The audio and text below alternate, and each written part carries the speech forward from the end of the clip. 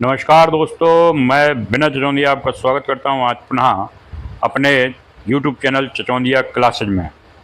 जैसा कि दोस्तों हम लोगों ने देखा है कि हमारे हमारे उसमें क्या नाम संसद में वक्फ बोर्ड संशोधन विधेयक लाया गया है, जो कि पारित भी हो गया और राष्ट्रपति द्वारा उसको अनुमति भी मिल गई। तो इसके ऊपर भी प्रश्न पूछे जा सकते हैं। ये करंट का बहुत ही ज्वलनशील विषय है इस समय पे। तो हम लोग इसी के ऊपर चर्चा करते हैं कि क्या है ये, इसको समझते हैं हम लोग। ठीक है, तो वक्फ अधिनियम 1995 में बदलाव लाने के लिए लिया गया है, जिसका उद्देश्य है वक्फ संपत्तियों के प्रबंधन में सुधार, पारदर्शिता बढ़ाना और दुरुपयोग को रोकना।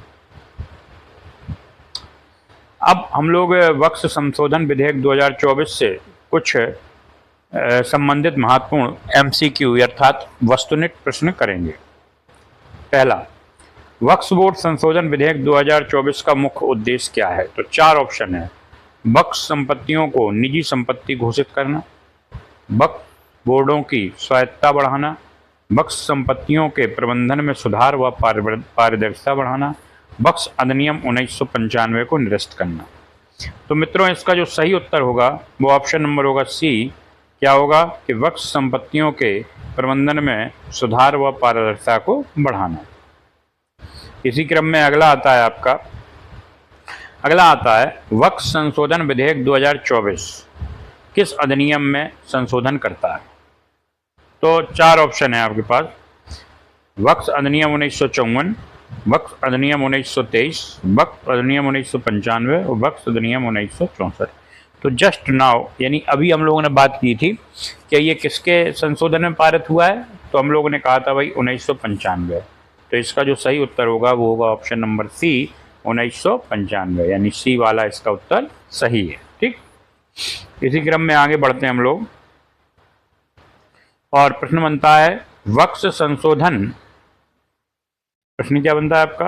सॉरी, थोड़ा ऊपर निकल गए हम लोग, इधर से। हाँ, वक्फ संशोधन 2024 के तहत वक्फ संपत्तियों के पंजीकरण के लिए क्या नियम बनाए गए?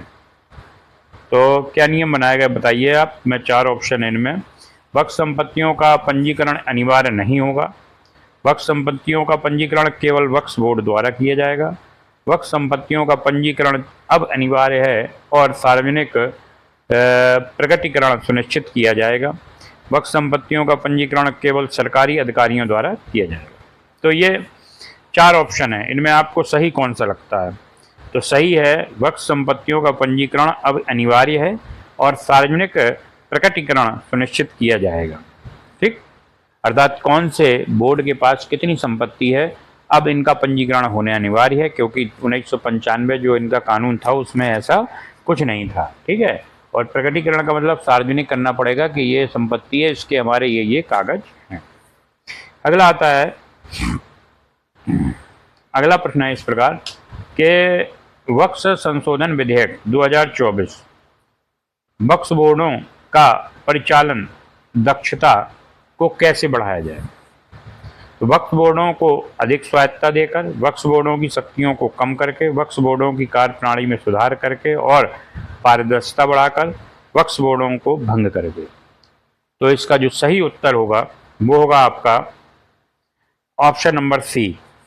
कह रहा वक्फ बोर्डों की कार्यप्रणाली में सुधार करके और पारदर्शिता बढ़ाकर। ठीक, इनके तहत इनकी परिचालनता दक्षता को बढ़ाया जाएगा। ठीक है, अगला है वक्फ संशोधन विधेयक 2024 में क्या प्रावधान है जो वक्फ संपत्तियों के दुरुपयोग को रोकने में मदद करेगा? तो 4 ऑप्शन है इसमें, आप देख सकते हैं। पहला ऑप्शन है कि वक्फ संपत्तियों को निजी संपत्ति घोषित कर दें। दूसरा ऑप्शन है वक्फ संपत्तियों के पंजीकरण को अनिवार्य बनाना और सार्वजनिक प्रकटीकरण सुनिश्चित करना, वक्फ बोर्डों को अधिक स्वायत्तता देना या वक्फ अधिनियम 1995 को निरस्त करना। तो इसका जो सही उत्तर होगा वो होगा ऑप्शन नंबर B, वक्फ संपत्तियों के पंजीकरण को अनिवार्य बनाना और सार्वजनिक प्रकटीकरण सुनिश्चित करना। इसी क्रम में अगला प्रश्न है आपका अगला प्रश्न आता है कि वक्फ संशोधन 2024 में क्या चिंताएं व्यक्त की गई। वक्फ बोर्डों की स्वायत्तता कम होना, वक्फ संपत्तियों के प्रबंधन में सुधार, वक्फ संपत्तियों के दुरुपयोग को रोकना, वक्फ संबंधी 1995 का निरस्तीकरण। तो 4 ऑप्शन दिए हैं, इनमें से जो है वक्फ बोर्डों की स्वायत्तता कम होना, तो ये चिंता इसमें व्यक्त की गई है। ठीक है, तो इसका जो उत्तर सही होगा वो होगा ए। ठीक,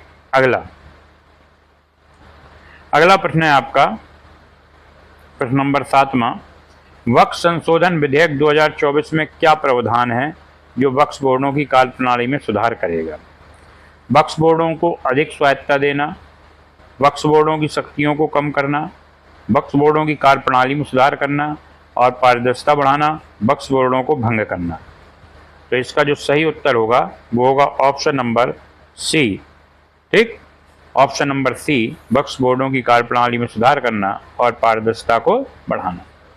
तो ये वक्फ बोर्ड से संबंधित कुछ महत्वपूर्ण प्रश्न थे और मैंने आपको ये बताना इसलिए उचित समझा क्योंकि ये काफ़ी चर्चा का विषय भी रहा है और इस पर संसद जो है रात को 2 बजे तक इस पर बहस चली, मतदान हुआ।